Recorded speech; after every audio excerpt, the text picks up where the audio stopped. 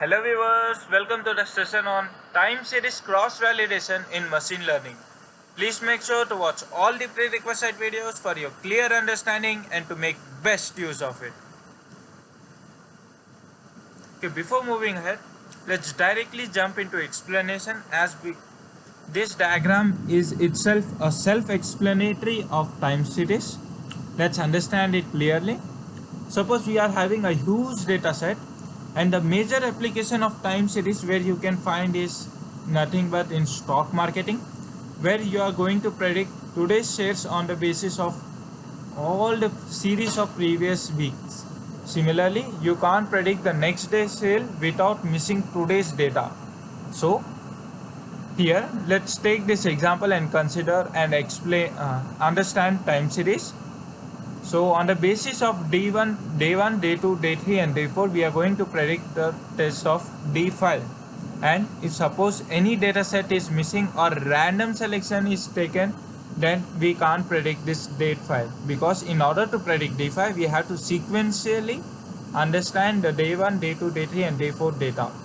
So here the same data has been explained here in this also.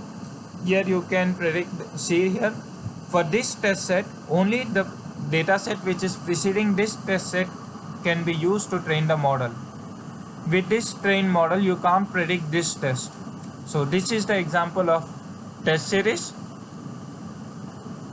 And now let's quickly jump into your favorite hands-on session on time series validation in Python. So initially I am importing NumPy library, and let us suppose this is our independent data set on the basis of which we are going to predict the dependent variable, and it has to be sequentially accessed.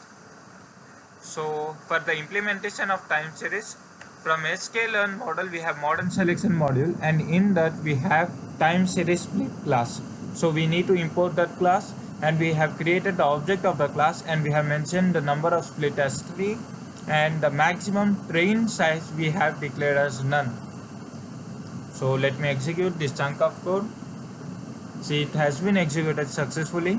And now let's display the index of each of the train and test data set, and let's see whether it is going to sync with the example that we have explained in the slides. So see, it has been executed successfully, and you can see here that the 0th index, 1 and 2 series index is going to predict the third one. We are going to test third, and similar to what we have done in the theoretical session, it is just the implementation of the same. I hope this video proved fruitful to you, and hope you have gained something extra than what you were knowing earlier. Thank you.